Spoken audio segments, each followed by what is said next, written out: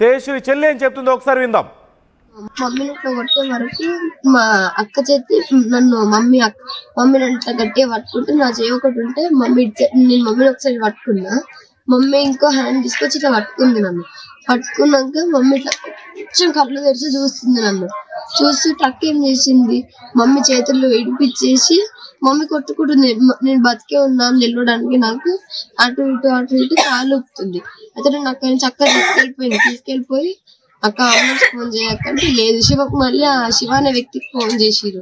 ఆయనకు కాల్ చేస్తే ఆయన మళ్ళీ వచ్చి నాకు వచ్చి చెప్పారంటే ఇట్లా మేము ఫేస్ పైన నీళ్ళు జల్లి ఇట్లా అనే వరకు మమ్మల్ని అందులో చూసి చనిపోయింది మమ్మీ అని చెప్పారు. నాకు అందరు నన్ను అందరు మోసం చేసేసి వాళ్ళకి మరణ శిక్ష పడాలి, వాళ్ళు బయటకి రావద్దు, సీఎం రేవంత్ రెడ్డి వాళ్ళ దృష్టికి తీసుకోవాలని కోరుకుంటున్నాం. మా కుటుంబానికి న్యాయం జరగాలి, నాకు న్యాయం జరగాలి. వాళ్ళు ముగ్గురు అయితే బయటికి రావద్దు.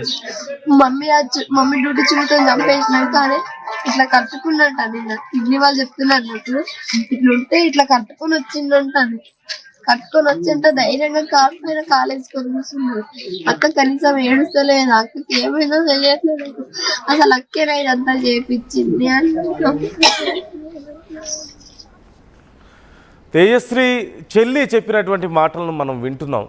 తన కళ్ళ ముందే తల్లి రక్తపు మడుగులో పడి ఉండి కొన ఊపిరితో కొట్టుమిట్టాడుతుంటే మళ్ళీ తన అక్క తన లవర్కి ఫోన్ చేసి పిలిచి తన కళ్ళ ముందే ఆ తల్లి కొన ఊపిరిని తీస్తుంటే అది చూసి ఎలా తల్లడిల్లిపోయిందో, అది చూడలేక ఎంత దారుణమైనటువంటి బాధను అనుభవించిందో, ఆ ఘటన తర్వాత తన మానసిక స్థితి ఏ విధంగా ఉందో మనం అర్థం చేసుకోవచ్చు.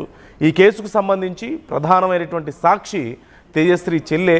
ఈ నేపథ్యంలో తను మానసికంగా కూడా చాలా డిస్టర్బ్ అయినట్లుగానే మనకు కనిపిస్తోంది. దీనికి సంబంధించి ఇప్పటికే అన్ని జాగ్రత్తలు తీసుకుంటున్నారు పోలీసులు, తనను జాగ్రత్తగా చూసుకుంటున్నారు, తనకు ట్రీట్మెంట్ కూడా ఇప్పిస్తున్నట్లుగా తెలుస్తోంది. అలాగే కేసుకు సంబంధించి మరిన్ని వివరాలను తెలుసుకుంటున్నట్లుగా తెలుస్తుంది. అసలు అంటే ఈ స్థాయికి తేజశ్రీ ఎలా వచ్చింది, ఇంత మానసికంగా ఇంత ఎలా కరుడుగట్టింది, తల్లిని చంపే పథకం వేయగలిగింది అంటే ఎందుకని, ఎలాంటి కారణాల వల్ల ఈ స్థాయికి చేరింది, గతంలో ఇంట్లో ఎలాంటి గొడవలు అయ్యాయి, తేజశ్రీ గతంలో కేసు కూడా పెట్టింది తల్లి మీద తనను వేధిస్తుందని, ఎలా వేధించేది, అలాగే ఇంట్లో పరిణామాలు ఎలా ఉండేవి, తల్లి ఎలా చూసుకునేది పిల్లల్ని, తేజశ్రీతో ఎలాంటి గొడవలు అయ్యాయి, అలాగే తేజశ్రీ పారిపోయిందంటూ తల్లి ఒకసారి మిస్సింగ్ కంప్లైంట్ కూడా ఇచ్చిన నేపథ్యంలో అసలు ఏం జరిగింది ఆ అంశానికి సంబంధించి ఇలా అన్ని విషయాలను తెలుసుకునే ప్రయత్నం పోలీసులు చేస్తున్నట్లుగా తెలుస్తుంది.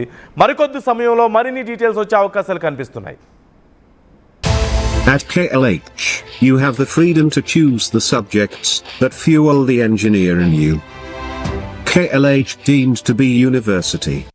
తెలుగులో న్యూస్ కి ఫాస్టెస్ట్ యాప్ ఇప్పుడు టోటల్లీ న్యూ అవతార్లో జస్ట్ 5 seconds లో కంప్లీట్ న్యూస్, సోషల్ మీడియాలో ట్రెండ్స్ కి one stop solution, live TV app voice search option తో ఇప్పుడే డౌన్లోడ్ చేయండి లేదా అప్డేట్ అయిపోండి. యాప్ లింక్ డిస్క్రిప్షన్ లో ఉంది.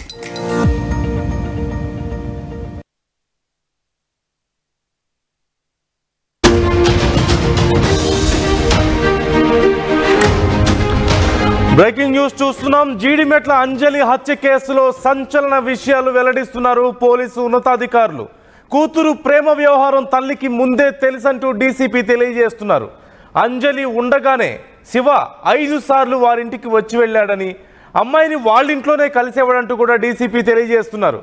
ముందుగా కూతురు ప్రేమకు తల్లి ఒప్పుకుందని, ఆ తర్వాత కొన్ని కారణాల వల్ల శివతో ప్రేమ వద్దు అంటూ తల్లి చెప్పిందని డీసీపీ తెలియజేశారు.